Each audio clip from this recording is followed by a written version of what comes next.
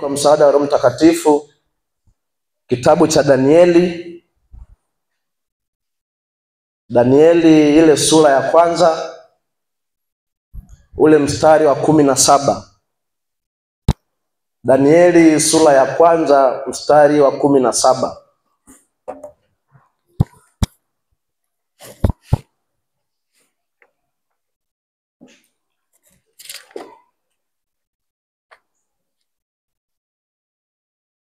Bwana Yesu asifiwe sana. Amen.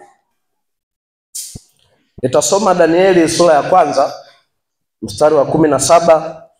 Biblia inasema, basi kwa habari za hao vijana wanne, Mungu aliwapa maarifa na ujuzi katika elimu na hekima.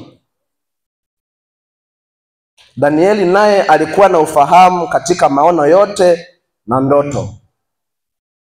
Nitarudia, basi kwa habari za hao vijana wanne, Mungu aliwapa maarifa na ujuzi katika elimu na hekima. Danieli naye alikuwa na ufahamu katika maono yote na ndoto. Bwana Yesu asifiwe sana. Haleluya. Hichi ni kitabu cha kijana mwenzetu Danieli. Kijana aliyefanya makubwa, kijana aliyefanya mambo mengi ambayo kuna muda yalionekana kama vile ni mambo ya ajabu. Nitaanza kukupa mwanga.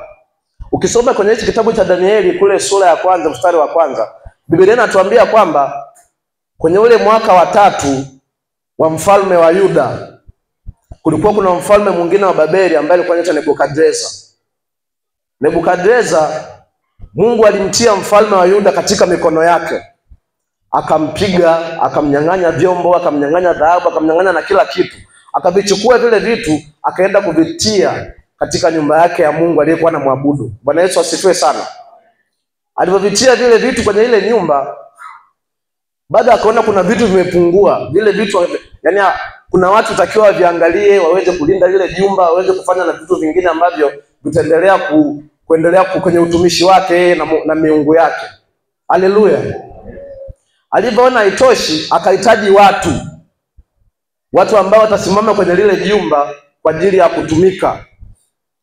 Akamtuma mkuu wa matowashi Ashpenazi kwamba nitafutie wana wa Israeli, wana wa kifalme, wana ambao hawana mawaa, wenye maarifa, wenye hekima, ambao wakija kwenye hili jumba wataweza kusimama na kuifanya kazi yangu.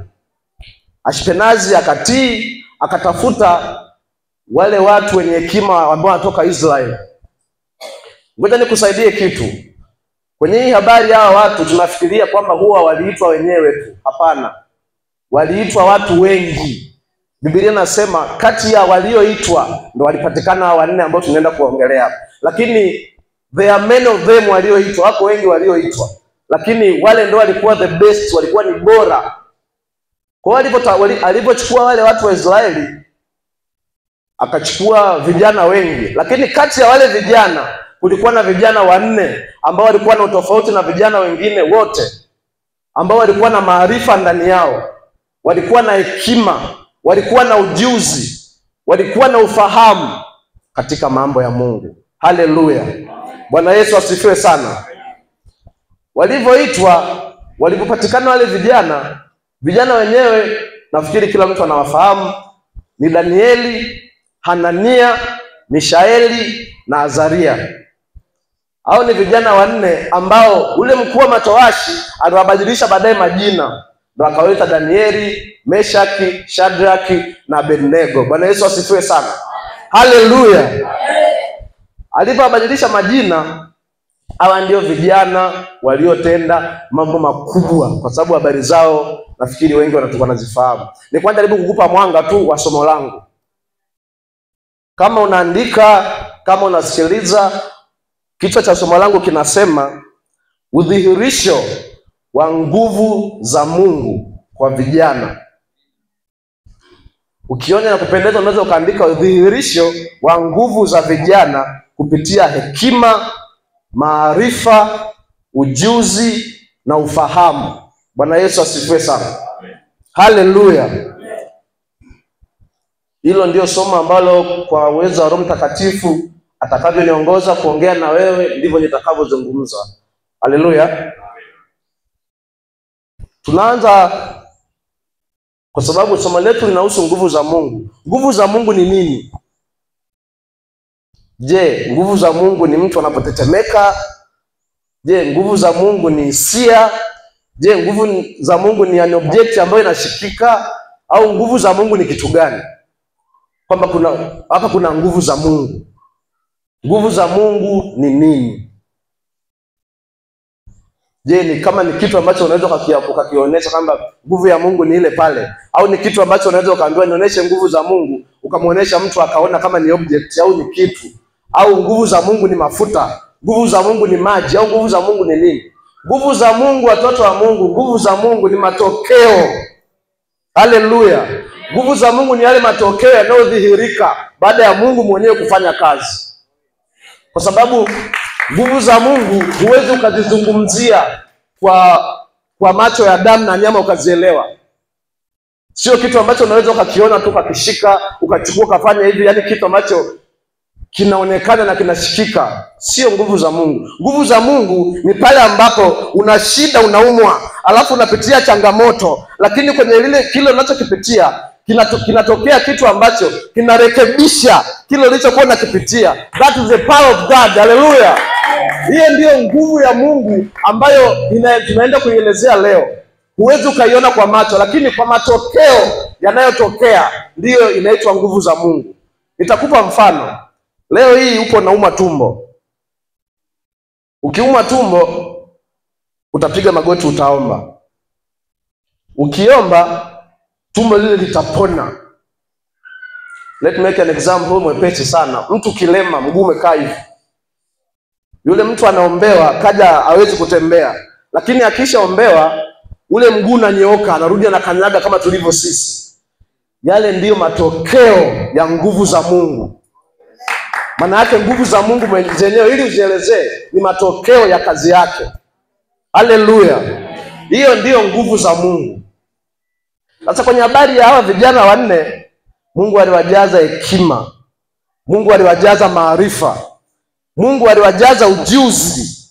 Aliwajaza ufahamu wa mambo yake. Katika hivyo vitu vinne, hapo ukiendelea mbele wanasema Danieli alikuwa ana ufahamu juu ya ndoto na maono. Nitaelezea mwisho kwenye vile vitu vinne. Ndoto na maono nitaelezewa baadaye. Kwa hiyo vile vitu vinne, hekima, ufahamu, maarifa na ujuzi, ndivyo vitu nitakavyoenda kuvifafanua hapa kwamba vina relate vipi na udhihirisho wa nguvu za Mungu kwa vijana.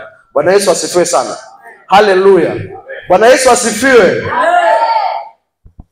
Kwa habari ya wale vijana wanne, Mungu aliwajaza hekima, aliwajaza maarifa, aliwajaza ujuzi, aliwajaza ufahamu.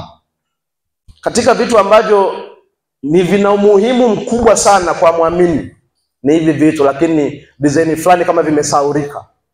Mtu yuko radhi kuomba hata miaka 10 utajiri, kuomba kile anachokiona yeye kipo kwenye akili yake. Anaomba mume, anaomba hiki, anaomba hiki, lakini at the same time Mungu anaweza kujibu hicho anachomuomba akakupatia na kikaondoka, kwa sababu una maarifa na hekima.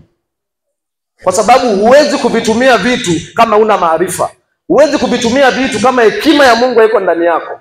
Huwezi kuvitumia vitu kama ujuzi wa kuyatenda mambo hauko ndani yako. Vile ndio vitu ambavyo ni madha kwa muamini. Hivyo vitu ukiwa navyo, in the name of Jesus utafika mbali sana. Kwa jina la Yesu utatembea mahali pakubwa. Hakuna atakaye kuzuia, kwa sababu ni vitu ambavyo vinabeba kila kitu. Hekima, maarifa, ufahamu na ujuzi. Naanza na maarifa. Maarifa ni nini? Na kwa nini tunahitaji maarifa? Ili atusaidie nini? Sisi tunataka pesa, tunataka mume, tunataka vitu ambavyo akili zetu zinaona kwamba ndio vitu ambavyo tunavihitaji. Tunaona maarifa kama ni kitu fulani ambacho sio cha msingi sana. Maarifa ni nini? Maarifa kwa muamini, mtu ambaye anamjua Yesu, maarifa ni hivi vitu vyote vinne. Kwanza ni roho. Kwa sababu ukisoma kile kitabu cha Isaya anasema na tupokee roho za hekima, tupokee roho ya ushauri na zingine. Kwa hiyo hivi vitu vyote ni roho. Kwa hiyo kama ni roho, lazima kuna mambo mawili, viombwe pia vifanyiwe kazi. Ingekuwa sio roho, kila mtu angekuwa na maarifa, kila mtu angekuwa na hekima, kila mtu angekuwa na hivyo vyote. Lakini kwa sababu ni roho, haingii kwa kila mmoja, ila mpaka kuna vitu vifanyike ndio Mungu anaruhusu vile vitu vingie ndani kwake. Bwana Yesu asifiwe sana. Maarifa ni roho ambayo inaweza kukusaidia kuyajua mambo. Maarifa ni roho ambayo inakupa wewe kuyajua mambo, na sio mambo mengi katika usahihi wake. Kunaweza kuwa na maarifa mazuri, kunaweza kuwa na maarifa mabaya. Watu wanaofanya dhambi pia kuna dhambi ambazo zinahitaji maarifa. Kwa hiyo yale ni maarifa lakini ni mabaya. Leo tupo kuongelea maarifa mazuri. Kwa hiyo maarifa ni ule uwezo ambao unakusaidia wewe kuyajua mambo. Nitakupa mfano. Maarifa yanakusaidia kumshinda shetani. In how? Kivipi? Ukisoma kile kitabu cha Mathayo sura ya 4 nafikiri mstari wa 1, Biblia inasema naye Roho akamchukua Yesu akampeleka nyikani ili ajaribiwe. Yesu alifunga kule ndani ya siku 40. Biblia inasema mwishoni akaona njaa. Alipoona njaa, shetani akaja ili amjaribu. Shetani akamwambia, kama wewe ni mwana wa Mungu, badili mawe haya kuwa mkate. Yesu akamwambia, maandiko hatutaishi kwa mkate tu bali kwa kila neno linalotoka kwa Baba. Shetani akasema, siwezi kuondoka bado, ninakuhitaji. Akaweka mtego mwingine, akampandisha juu, akamwambia, kama wewe ni mwana wa Mungu, jitupe hapa chini kwa sababu imeandikwa, Mungu atakuwekea malaika waweze kukulinda usijikwae hata kwenye mguu wako. Yesu akajibu, akamwambia, imeandikwa usimjaribu Bwana Mungu wako. Shetani akasema hapana. Akajaribu kwa mara nyingine. Akamwambia, hizi mali zote unazoziona ukinisujudia nitakupatia. Hapo ndipo Yesu akakasirika akasema, nenda zako Shetani, imeandikwa mtumikie Bwana Mungu wako tu. Na Biblia mwisho inamalizia inasema hivi, Shetani akaondoka. Bwana Yesu asifiwe sana. Haya aliyokuwa anajibu Yesu, sio alikuwa anakuja tu. Alikuwa na maarifa kwamba hili ni jaribu ambalo shetani anataka kulitumia ili liweze kunitoa, ili liweze kuniangusha, nisiweze kufika. Kwa sababu alikuwa na maarifa ndani yake, aliutegua mtego kwa njia rahisi sana. Haleluya. Na mwisho wa siku akashinda. Na ukishinda, tabia ya shetani ukimshinda, Biblia inasema aliondoka. Baada ya kumshinda kwa maarifa aliyokuwa nayo ndani, kwa yale maarifa ambayo Mungu amemjalia kuwa nayo, alivyomuuliza yale maswali, alivyomjibu kwa maarifa yake, alivyomjibu kwa ule uelewa, akasema shetani mwisho wa siku akasema, hapa imenishinda, akaondoka. Yesu akamaliza alichokuwa anakifanya, maisha yake yakaendelea. Kilichotumika hapa sio tu ni kwamba ni alikuwa anaviongea tu vinakuja vinasemekana, unaweza ukasema tu kama hivi, kama siji ubwagwa kama nini, hapana. Ni maarifa yaliyokuwa ndani yake. Ni maarifa ambayo alijua ili nijaribu. Unajua nikwambie kitu, kuna vitu vingine humu hatuhitaji hata maombi. Kuna vitu vingine ukipata neno la maarifa tu, usikute matatizo yanaondoka yote. Kwa sababu kuna most of us tunaomba sana. Yaani kuna mtu ambaye unaomba, usije ukasema sikwambie, ninakwambia usiombe, useme yule kijana alisema tusiombe, hapana. Kuomba tunaomba.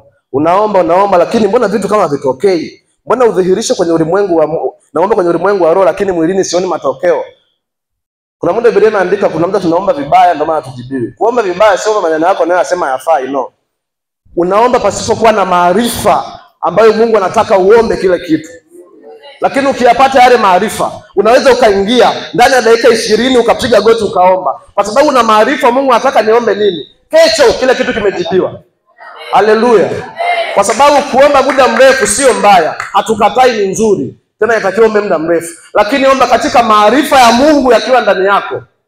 Ukiomba bila maarifa unaweza ukaomba hata miaka 3. Unaweza usijibiwe na wokovu ukauona mgumu.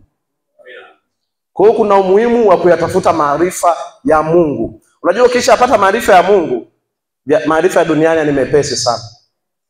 Kwa sababu kila kitu kinaanzia rohoni. Kwa hiyo ukipata maarifa ya Mungu, haya mengine yote utakuwa na control kwa njia nyepesi sana. Tutafute maarifa ambayo yatatusaidia kumshinda shetani na kazi zake zote. Bwana Yesu asifiwe sana. Kwa hiyo maarifa yanatusaidia kumshinda shetani. Kitu cha pili, nitaongelea ujuzi ambao walikuwa wanatembea nao kina Danieli, kina Meshaki, Shadraki na Abednego. Ujuzi ni roho vile vile. Ujuzi ni roho au ni ule uwezo ambao wewe utakusaidia, au ni let's say ni taarifa sahihi ulio nayo juu ya kutenda jambo fulani. Kwa sababu sio kwamba hatuna taarifa. Kila mtu ana taarifa zake. Mimi na taarifa zangu, wewe na taarifa zako. Tukiulizana hapa Mungu ni nani, kila mtu atajibu anavyoweza. Tukiulizana hapa unaombeaje, kila mtu atasema nitamshika tumbo, mwingine atasema nashika kichwa na puliza, mwingine atasema hivi. Lakini kuna mtu ambaye ana taarifa sahihi juu ya kuombea mtu. Akifika anapiga magoti mara 2, mtu anasimama. Ile sio kwamba vinatokea tu, ni ujuzi ambao anao ndani yake unamsaidia, kwa sababu ujuzi ni taarifa. Kwenye taarifa ambayo ameipokea na imemsaidia kutenda vitu katika ulimwengu wa roho kwa njia nyepesi sana. Haleluya. Na kuna vitu vingine ukiwa na ujuzi utaitwa na majina ambayo ukuwahi kuitwa, kwa sababu utafanya vitu ambavyo dunia itashangaa. Dunia itashangaa hichi kitu kwenye dunia hii kimetendekaje, kwa sababu ni aina ya ujuzi ulio nao. Zile taarifa ambazo unazo juu ya utendaji wa kitu fulani, zile taarifa ambazo unazo juu ya kuitenda kazi, zile taarifa ambazo unazo juu ya kufanya jambo, taarifa zote ambazo unazo wewe ndio ujuzi unaokusaidia kuyatenda mambo. Huwezi ukafanya mambo makubwa. Najua wengi tu kama tunapenda prophetic healing and the miracles, most of us tunapenda, lakini hivi vitu vinahitaji ujuzi. Vinahitaji kuelewa, kupata ile taarifa sahihi kwamba hiki kinatendekaje, hiki kinafanyikaje, nifanyeje ili hiki niweze kukipata. Mimi mwenyewe kuna vitu ambavyo huwa navishuhudia mpaka nasema yes, this is God. Kitu kikubwa sana kwenye macho ya damu na nyama, lakini anafika mtumishi wa Mungu mwenye ujuzi. Anafika, anasimama within 2 minutes. Anasimama ndani ya dakika 5, dakika ngapi, lile swala limeisha. Unajiuliza eti kitu kinatokeaje? Unajiuliza hivi kitu kinawezaje kutendeka katika ulimwengu wa damu na nyama? Lakini yeye alifika na kutumia vitu vingi, ya kutumia hiki na hiki, lakini ile taarifa aliyokuwa nayo juu ya kile kitendo, juu ya kile alichoenda kukifanya, kimefika mrahisishia yeye kufanya kwa njia nyepesi.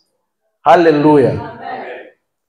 Huo ndio ujuzi wa mambo ya Mungu. Bwana Yesu asifiwe sana. Haleluya. Huo ndio ujuzi wa mambo ya Mungu. Kitu cha tatu walichokizungumzia ni ufahamu. Ufahamu ni kitu kikubwa na chenye umuhimu sana. Yaani usifikirie kwamba tuna uwezo wa kufika mbali na Mungu kama hatumjui Mungu mwenyewe tunayemtumikia. Hatuwezi kufika mbali na baba yetu kama hatujui hata Mungu mwenyewe ni ana vitu gani. Huwezi kukitumikia kitu ambacho ukijui. Huwezi kutumikia kitu ambacho hujui hata kinafanya kitu gani. Huwezi kwenda mbele za mtu ukataka kitu ambacho we mwenyewe hujui unamuomba nani. Lakini ukiwa na ufahamu, kwa lugha nyepesi, ufahamu ni uelewa. Ufahamu ni ile nuru ambayo inakuangazia wewe ndani ya maisha yako. Ile nuru ambayo inakupa kuyafahamu, kuyaelewa yale mambo ambayo mwingine anaweza kusema ni magumu, lakini ile roho ya ufahamu ikiwa ndani yako ni mwanga ambao unaongoza. Unaweza kukumulikia wewe kwa yale ambayo ni magumu ukaweza kuyaelewa. Ufahamu ni uelewa. Ni kuvielewa vitu na sio kuvielewa katika usahihi. Kwa ufahamu ni vile unavyovielewa. Unajua unaweza kitu ukawa unakiona lakini ukifahamu. Kukifahamu kitu, kile kitu kukifahamu chao ukijua kinaitwa kiti. Lakini yupo anayefahamu kile kiti kimetengenezwa na material gani? Yupo anayefahamu kile kiti kilikuweje mpaka miguu minne ikasimama? Yuko anayefahamu ni kitu gani kilitengeneza kile kiti? Huo ndio ufahamu tunauongelea. Ufahamu sio kusema Mungu aliniumba yuko juu mbinguni ndio baba yangu. Ufahamu ni kumjua huyu Mungu na kazi zake zote na kuzielewa. Ndio unaweza ukamtumikia na ukagusa ile sehemu ambayo yeye mwenyewe anaifikiria. Na ukifanya vile vitu unapokea vitu vikubwa kwa njia nyepesi. Kwa sababu kuna muda Mungu anatafuta kugusa yale anayofikiria. Kuna siku nilikuwa na pitia masomo ya baba yangu. Nikakuta anasema maombi sio kuongea sana. Maombi sio kuzungumza maneno ambayo yana uzuri sana, labda unalemba. Maombi, level ya maombi ambayo ni kubwa, natoka siku ile level naitafuta, ni kuyagusa yale mawazo ya Mungu juu. Yale mawazo ambayo kwamba sasa hivi mtoto wangu sasa hivi nataka uombe hela. Kujua Mungu anawaza uombe nini. Ukifikia level hiyo ya kufahamu kwamba mbingu sasa hivi zinataka niombe hekima, hatutafeli katika wokovu mpaka dunia inaisha. Bwana Yesu asifiwe sana. Kuna maombi sifundishi vibaya, tunajaribu kuelimishana kwa sababu wengi tunaelekea huko. Kuna maombi ambayo kuna point of prayer na kuna prayer point. Prayer point ni zile unaenda nazo wewe unataka uombe, sasa mimi nataka niombe hiki na hiki na hiki. Lakini point of prayer ni kutransform, ni kusafiri na Mungu na kuwaza Mungu anataka niombe kitu gani. Huo ndio ufahamu wa Mungu tunaotafuta. Haleluya. Kwamba muda huu, siku ya leo sitakiwi kuomba sana, nimelala jana na njaa, lakini siku ya leo sitakiwi kuomba sana ugali, natakiwa nishukuru. Siku ya leo sitakiwi kupiga magoti na kwanza kusema Mungu umeniacha, ulisema utaacha mguu wangu usogezwe, ulisema hiki na hiki, unaenda kulalamika. Ukiwa na ufahamu wa Mungu kwamba unajua Mungu anatafuta nini, utalala leo na njaa, alafu kesho utaamka utasema Mungu ninakushukuru kwa sababu unanitengeneza kuweza kufika kule ninapoenda. Kwa sababu wewe umeweka hichi iwe kama ni fundisho, ni mtihani ambao nitafika kule ninakoenda. Ukiwa na ufahamu huo kwamba sasa hivi nipo kwenye njia ya matengenezo, sasa hivi nipo kwenye njia ya kurekebishwa, njia ambayo itanifikisha mbali. Ukifahamu kwamba upo kwenye hilo eneo, tunafika mbali sana na tuwezi kuanguka. Kwa sababu tunapoanza huo wokovu, kuna vitu huwa vinakuwa vingi. Mimi mwenyewe nilikuwa mmoja wao, najaribu kujifunza sana. Nilikuwa najua hivi vitu vinakuja tu na nyoma mikono hivi watu wanamwagika, tunafurahi. Kwa sababu ni vitu ambavyo navipenda. Lakini napoendelea kukaa na prophetess, napoendelea kukaa na baba, na Pastor David na Pastor Rich, nakuta mbona kama magumu sana haya. Mbona kama inahitaji mpaka muda utoke hata roho.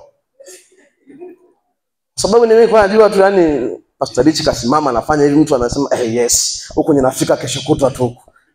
Lakini niangalia mbona mwaka umekatika. Lakini nilipoanza kufahamu haya mambo kwamba kuna muda utakorofishana na fulani unayempenda, lakini ukirudi huku atasema wewe akili una, kwa nini unaokoka? Lakini ukirudi huku utasikia hiki na hiki, ukirudi utasikia hiki. Ukiwa na ufahamu kwamba kama Mungu unajaribu kunionyesha kwamba ninatengenezwa kwenye njia ninayopitia, ili kile ninachokitamani niweze kukifikia kesho, ili ile miracle ninayotaka nikinyanyua mikono nguvu ya Mungu inaonekana niweze kuigusa. Kwa hiyo nikajua kwamba kumbe ninatengenezwa ila nitafika. Nikasema kuanzia leo haijalishi nitapitia nini, ila nimefahamu kwamba kuna Mungu ambaye anatengeneza watu. Itafikia hatua utakuwa vile unavyotaka. Nikasema nitasonga mbele, haijalishi nini kitasimama mbele yangu. Bwana Yesu asifiwe sana. Ufahamu. Hatuvuki bila ufahamu. Yaani kuvuka bila ufahamu ni ngumu sana. Tuna maombi mengi ya kuomba, lakini ufahamu ni maombi, ni kitu cha msingi kwenye maisha yetu kama waamini. Cha msingi mno. Yaani huwezi ukifanya kitu bila ufahamu, maana yake utafanya kitu kama kipofu. maana yake utakuwa unapingana na Mungu. Mungu anasema anataka uende huku, wewe unaenda huku. Mungu anataka uende huku, wewe unaenda, kwa sababu hujafahamu Mungu anatembea vipi na Mungu anataka nini kwako. Kwa hiyo ni roho ambayo inakusababisha kuwezesha kuelewa mambo ya Mungu, kwamba hiki kilichotokea hapa ni kwa sababu fulani, afu unaendelea. Hizi ni roho, na ndio maana sio kila mtu anazo. Ingekuwa ni kitu ambacho kinapatikana toka urahisi, kila mtu angekuwa na uwezo wa kufanya watu wanayofanya wengine. Kila mtu angekuwa na uwezo wa kusimama na kuongea vitu ambavyo vinaufahamu mpaka mtu anajiuliza hivi vitu huyu kavijuaje. Lakini hii ni roho ambayo Mungu anaiachilia kwa mtu ili msaidie. Mungu anaiachilia, lakini pia kuna vitu ambavyo vinatakiwa uwe na shauku navyo kuendelea yaani tuseme kutafuta yale maarifa, kwamba wewe mwenyewe una shauku kutafuta maarifa, kwa sababu Mungu kuna muda hawezi kuachilia kitu ambacho wewe ukitaki. Mungu anasubiri kwamba kuna utayari ambao wewe unao, kwamba hichi ninakitaka.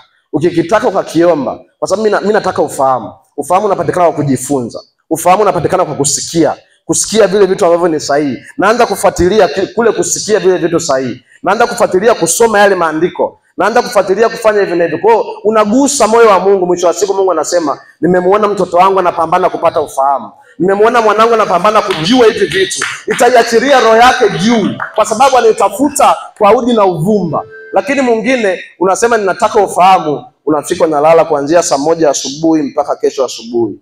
My friend, ni ngumu. Sio rahisi.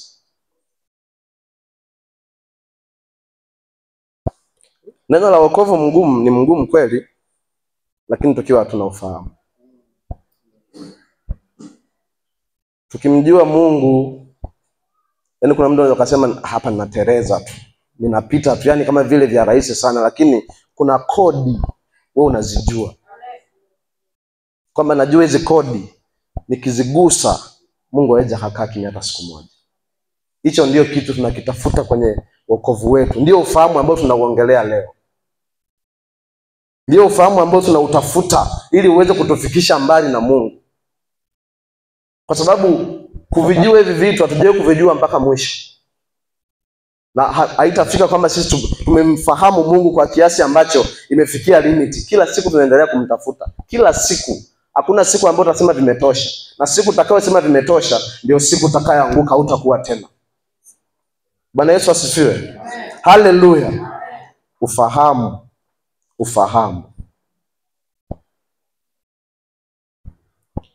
Namalizia kitu cha 4 ambacho ndio mother, ndio kila kitu. Hiki ndicho kitakubeba wewe na kukutofautisha na watu wa ulimwengu. Hichi ndicho kitakubeba wewe na kukutofautisha na walokole wengine. Hichi ndicho kitakusababisha wewe uonekane kwamba kuna tukio limetokea, mpigieni simu fulani limeisha.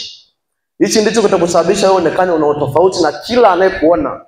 Hichi ndicho kitakutofautisha na kila aina ya mwanadamu alipo dunia hii.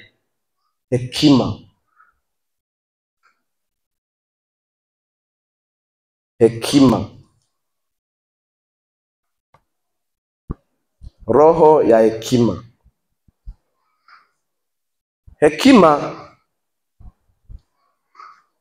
Hekima ni roho vile vile. Hekima ni uwezo. Hekima ni uwezo wa kupambanua mambo. Ni uwezo wa kuhukumu. Hekima ni uwezo wa kutawala. Hekima ni uwezo wa kufanya maamuzi. Usifikirie unaweza kuwa kiongozi ukadumu kwenye uongozi bila hekima. Sio rahisi.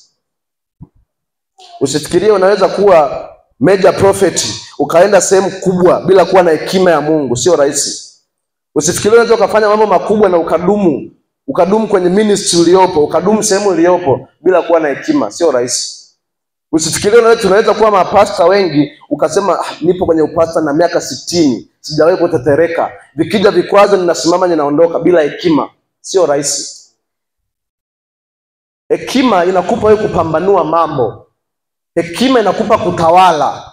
Hekima inakupa kufanya maamuzi. Hekima inakupa wewe kuwa mtawala katika kila sehemu uliyopo. Ukisha kuwa na hekima ya Mungu, hakuna kitakacho kusumbua katika ulimwengu. Na hekima sio kuongea taratibu.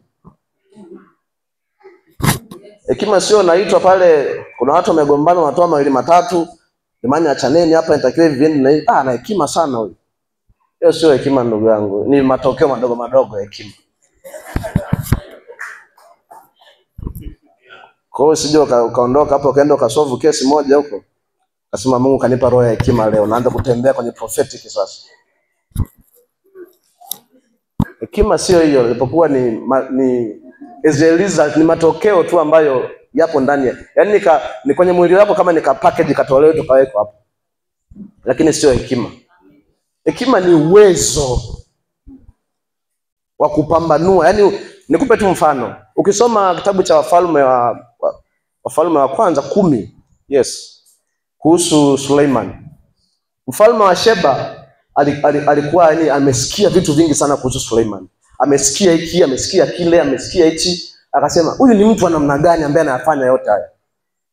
Akachukua yeye na watu wake, akasema ngoja akamjaribu na maswali yake ambayo alikuwa nayo yote.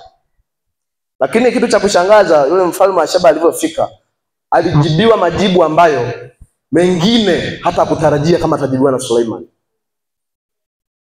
Yaani paka mwenyewe akabaki anashangaa, akasema huyu ni mtu gani ambaye yuko kwenye nchi? Huyu ni mtu gani ambaye anaweza kuwa na majibu ambayo ukimuuliza anakujibu jibu moja ambalo huwezi kuuliza swali? Huyu ni mtu gani ambaye anaweza kumiliki maelfu ya watu, hawawezi kulala na njaa wanashiba? Huyu ni mtu gani ambaye anaweza kuamuru kesi ambayo sio ndogo ndogo, kesi ambayo ya mauaji? Alafu hekima inamwamuru kwamba chukua panga umkate yule mtoto. Leo hii ukiletewa kesi hivyo utaanza kulia. Huwezi kuamuru mtoto ukakatwa, huwezi. Kama uchukue upanga useme kama ile kesi ya wale watoto wawili, kama wewe sio tumgawanishe, huyu apewe, huyu apewe.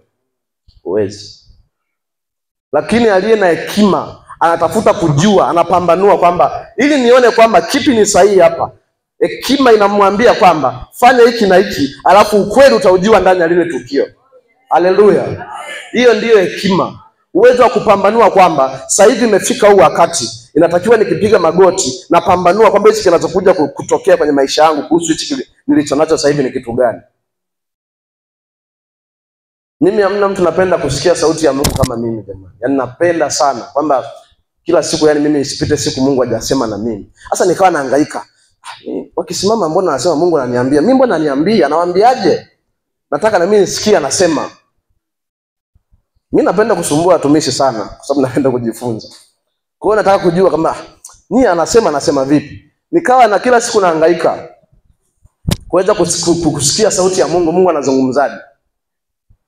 Mwisho wa siku nikaja nikasikia Mungu anazungumza ndani ya moyo wako. Akasema ni hivi tu kwamba anazungumza ndani ya moyo wangu. Kwamba anazungumzaje? Kienda kwa baba na kesi kubwa sana na vitu vikubwa sana, yani unasema leo hii baba ushauri wake lazima anipe na 100,000. Yaani lazima leo niondoke. Afu ukifika kwa baba na kujibu majibu wewe unaondoka unacheka. Unajiuliza haya mambo yanakuaje hivi? Nini mtu anayependa sana kujifunza sana. Nikawa naenda nasema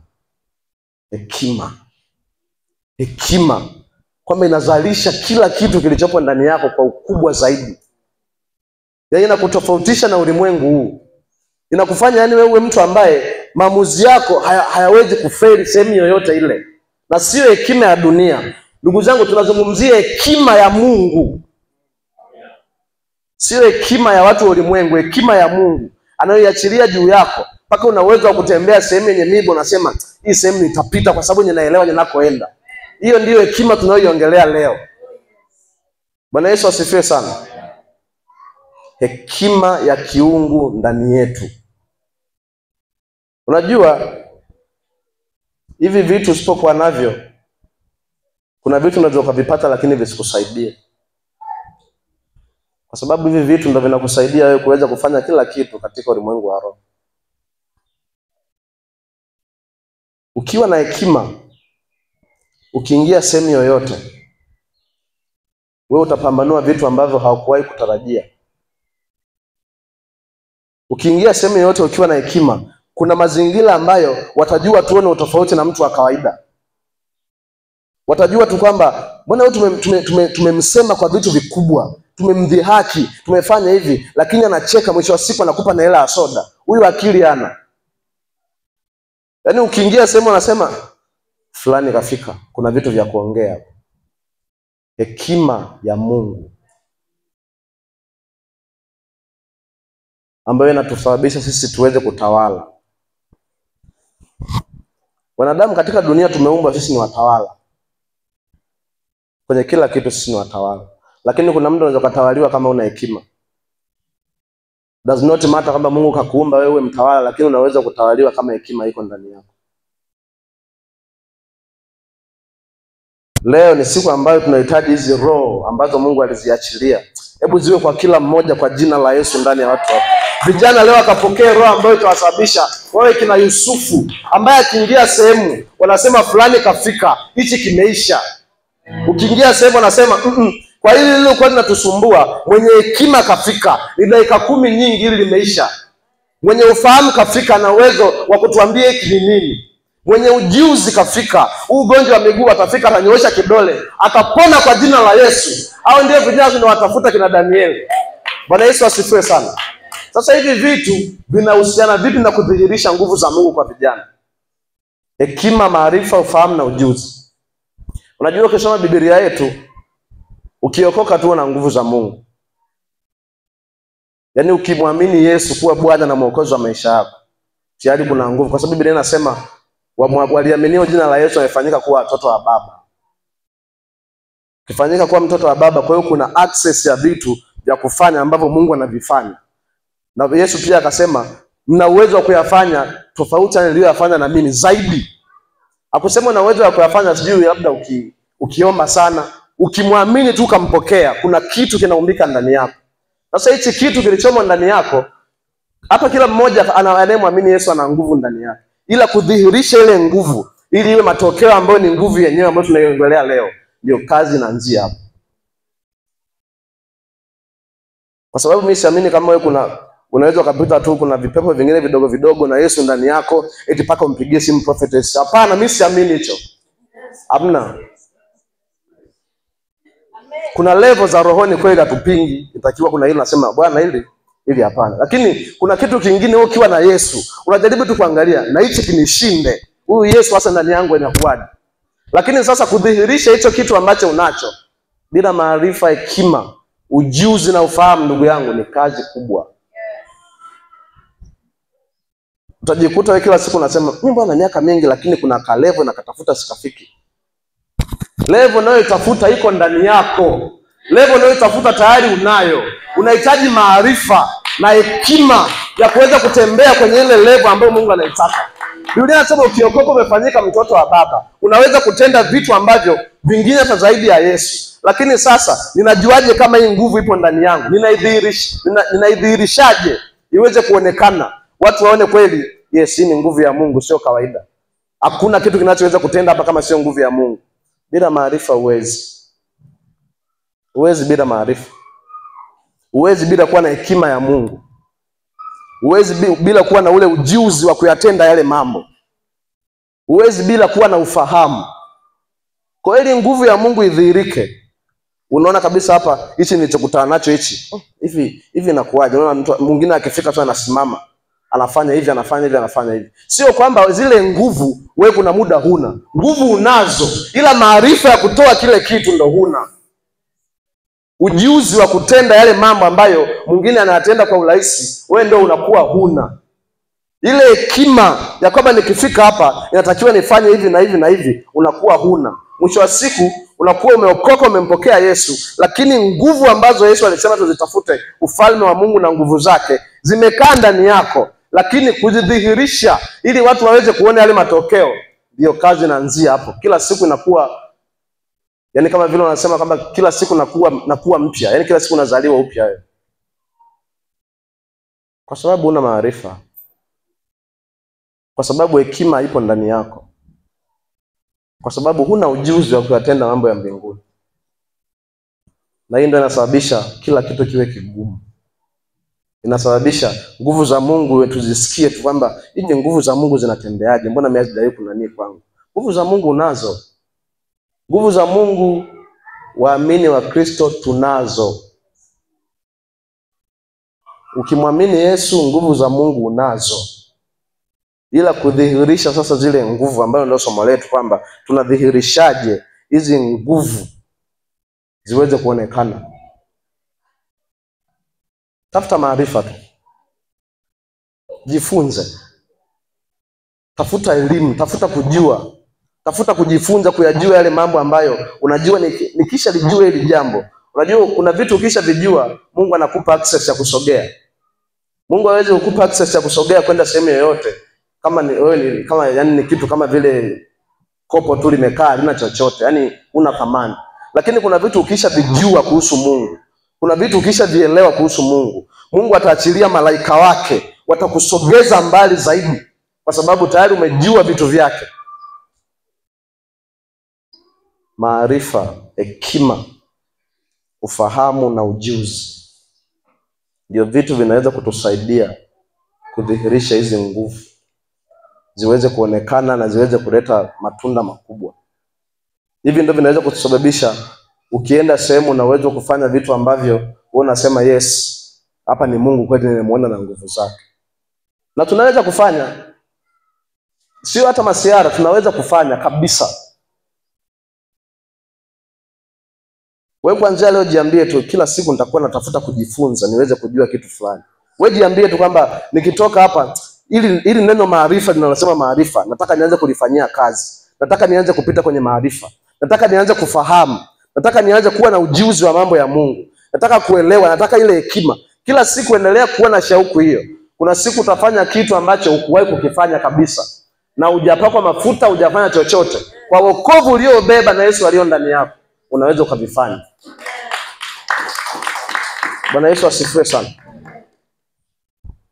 Shauku yangu leo mimi kubwa ni watu unapotoka hapa, hivi vitu vinne kama vijakaa ndani yako vikaanze kushughulika na wewe ndani.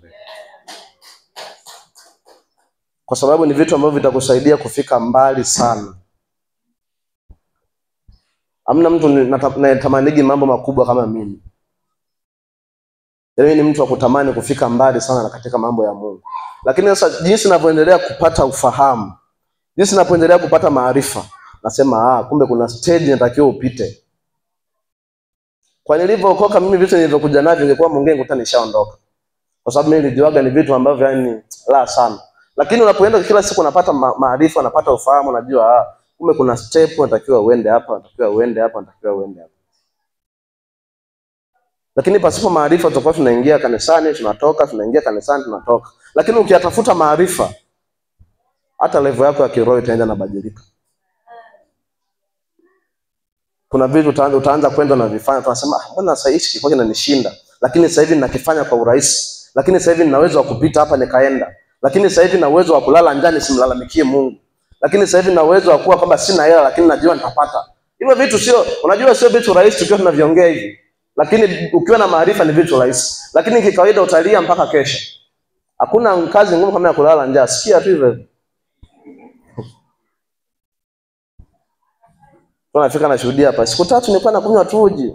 Unapiga makofi. Yesu katenda. Kuna kazi kubwa. Yaani bila kuwa na ufahamu kwamba ni Mungu anayenipitisha, ndugu zangu, kazi kubwa.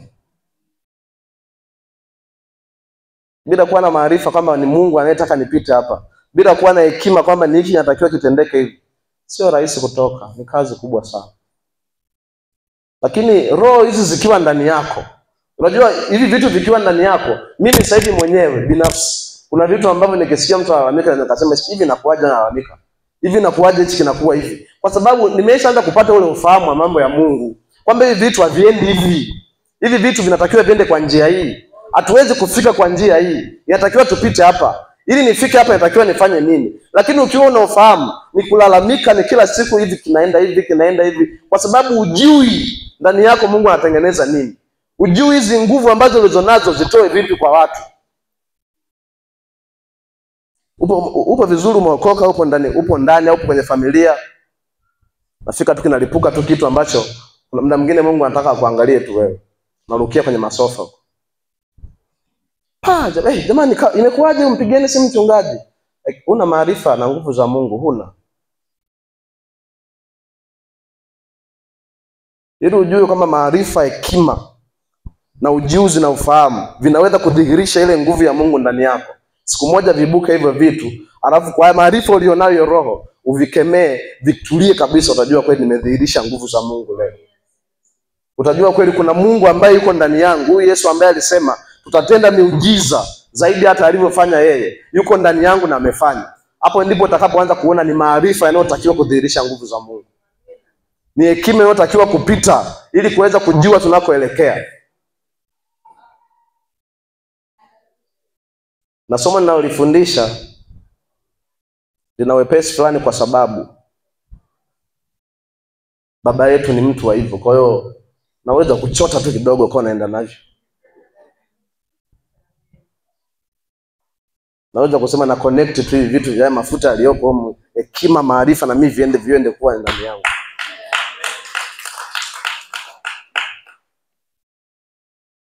Fikiria kwamba kuna vitu hata yaani wapitia watumishi wenye hekima wanapitia, lakini ile hekima, maarifa alionayo inamfanya kuvuka kwa njia nyepesi. Ni kitu ambacho kinamsababisha yaani asiangalie ili angalie ninakoenda. Kuna mtu ambaye amepitia changamoto hapa, ana maarifa, angalie changamoto, anachoangalia kwamba nikimaliza hii changamoto huko ninakoenda ni pakubwa zaidi ya nilipotoka. Na huyo mtu, ndugu zangu, huwezi kumshika. Huwezi kumgusa kabisa. Kwa sababu anachokifikiria yeye sio kile anachokipitia. Anafikiria kule anakokwenda. Kwa hiyo vijana tunawezaje kudhihirisha hizi nguvu zilizopo ndani yetu? Mimi naamini kila kijana, kila aliyemwamini Yesu ana nguvu inayotembea ndani yake. Japokuwa kuna kuendelea kuichochea, kuna nini, lakini ipo. Sasa inadhihirikaje ili iweze kuleta matunda? Inadhihirikaje ili iweze kuonekana kwamba mimi kweli nina utofauti na watu wa mataifa? Tafuta maarifa tu. Tafuta hekima, tafuta ufahamu. Utaona kuna vitu ambavyo vitaanza kwenda vizuri, vitaanza kufunguka. Utaona kuna level ambayo unaenda unasema kumbe hapa ilikuwa ni pa kupita tu hivi, ilikuwa ni pa kufanya hivi, kwa sababu ushakuwa na maarifa, ushakuwa na ufahamu kuhusu mambo ya Mungu. Na Danieli waliweza kufanya mambo makubwa kwa sababu Biblia inasema Mungu aliwajaza roho ya hekima, roho ya maarifa. Hawajaandika kama alikuwa anaomba masaa 6. Hawajaandika sijui alikuwa anafanyaje. Sio kama ni vibaya, lakini kilichoandikwa hapo ni kwamba aliwajaza roho ya hekima, roho ya maarifa, ujuzi na ufahamu. Na Danieli alikuwa na ufahamu kuhusu ndoto na maono. Ni ufahamu kuhusu ndoto na maono. Sio kwamba hatuoti. Sio kwamba tukilala usiku hatuoti. Tunaota, lakini unafahamu unachokiota, unaweza kukipambanua. Unaweza kuamua Mungu naomba maarifa ya kupambanua ndoto.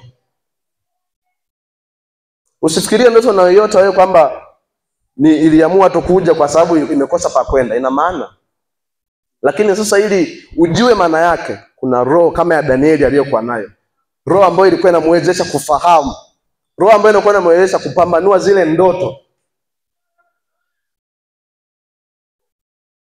Nilifikia tu wanapitisha kwenye mambo makubwa, lakini vinakuja kuwa ni vitu vyepesi sana. Sifikiria walipokuwa wanadumbukiza kwenye shimo kujibu tupe Mungu asipotuokoa. Naweza. Lakini kwa sababu walikuwa na ufahamu, walikuwa na hekima, Mungu aliweka hizo roho ndani yao.